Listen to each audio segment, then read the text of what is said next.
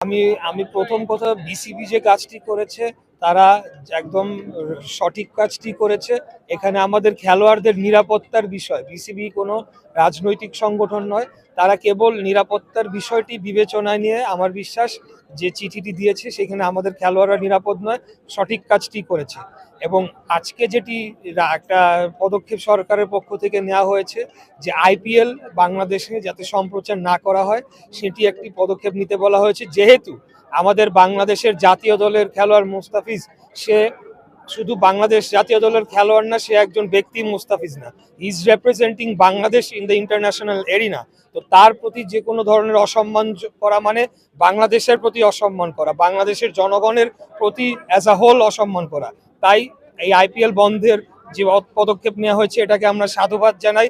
আমরা আগামী দিনে আরও যে কোনো আগ্রাসীমূলক আচরণ আমাদের প্রতি যদি করা হয়ে থাকে সেটার থেকে নিবৃত থাকার জন্য আমরা সকল রাষ্ট্র এবং তাদের যে ক্রীড়া সংস্থাগুলো রয়েছে তাদের প্রতি আহ্বান জানাচ্ছি।